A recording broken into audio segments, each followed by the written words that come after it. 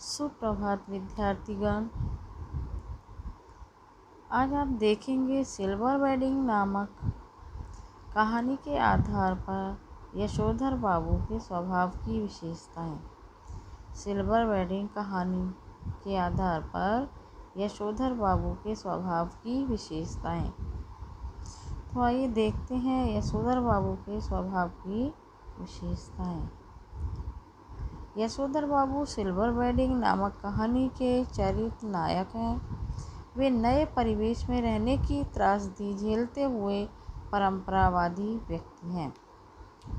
नए परिवेश में रहने की त्रासदी झेलते हुए परंपरावादी व्यक्ति हैं। हर अधेड़ व्यक्ति की तरह वे अपनी पुरानी आदतों और संस्कारों से बंधे हुए हैं।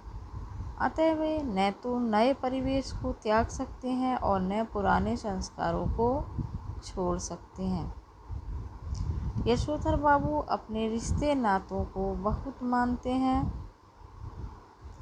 इसलिए वे सरल सादी सी जिंदगी जीना चाहते हैं।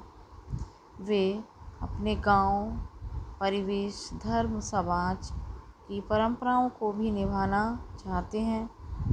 वे अपनी बहन या बहनोई के सुख दुख में भी भागीदार होना चाहते हैं। वे परंपरा से चले आ रहे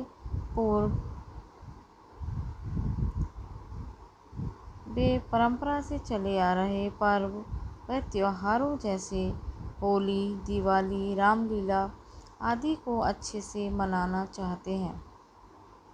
वे परंपरा से चले आ रहे पर्व व त्योहारों जैसे होली, दिवाली, रामलीला आदि को अच्छे से मनाना चाहते हैं। वे रामलीला आदि के लिए उत्साहपूर्वक अपने क्वार्टर का कमरा भी दे देते हैं। वे रोज धार्मिक प्रवचन सुनना चाहते हैं, परंतु यशोधर बाबू की पत्नी व बच्चे उनकी इन सब बातों का विरोध करते हैं। यदि यशोधर बाबू अपने बहन बहनोई की ज़रूरत पर धन व समय खर्च करना चाहते हैं तो वे ऐसा नहीं करने देना चाहते। वे यशोधर बाबू का विरोध करते हैं। वे यशोधर बाबू के पहनावे की मजाक बनाते हैं।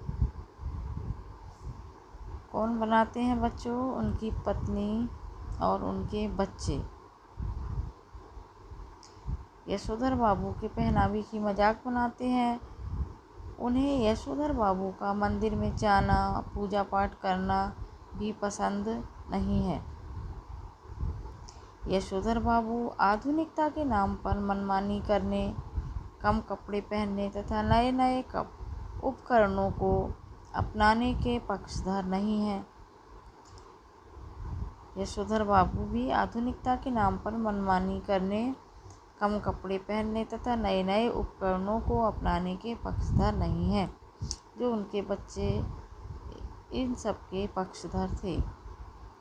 उन्हें अपनी शादी की रजत जयंती मनाना गैर जरूरी लगता है। इसी प्रकार अपनी पत्नी या बेटी का आधुनिक कपड़े पहनना आपत्तिजनक लगता है। इसको यशोधर बाबू को। उन्हें अपने दफ्तर में भी सिल्वर वेडिंग मनाना अच्छा नहीं लगता, परंतु वे न तो इन सब का खुलकर समर्थन करते हैं और न इन सब का अड़ियलपन से विरोध करते हैं और सहन करते जाने का बीच का रास्ता निकाल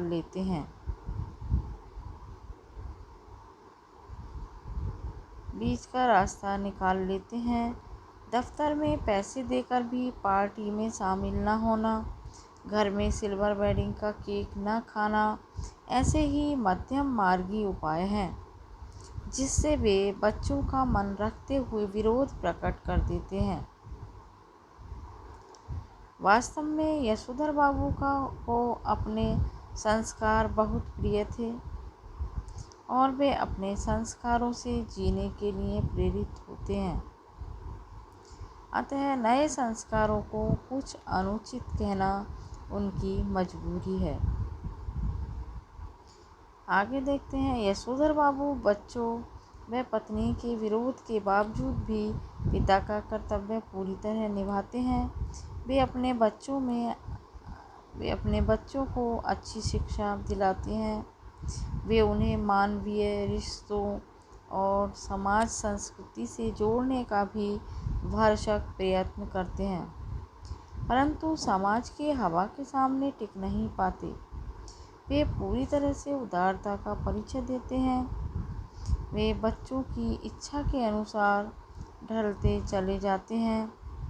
धीरे धीरे उन्हें भय लगता है कि उनके बच्चे उन्हें बिल्कुल नकार देंगे। इसी कारण वे सोचने लगते हैं कि उनके आदर्श पुरुष किशनदा को भी इसी उपेक्षा ने मार डाला था। इसी कारण वे सोचते हैं कि उनके आदर्श पुरुष किशनदा को भी इसी उपेक्षा ने मार डाला था। कहीं इसी उपेक्षा से उन्हें भी कुछ न हो जाए। यशोधर बाबू के जीवन पर किशनदा का गहरा प्रभाव था। वे उन्हीं के दिखाए हुए रास्ते पर जीवन भर चलते रहे। जमाना बदल जाने पर भी वे किशनदा से मार्गदर्शन मांगते रहे। तो बच्चों, ये थी किशनदा के व्यक्तित्व की विशेषताएं। आप इसे सुनेंगे और पढ़ेंगे। धन्यवाद।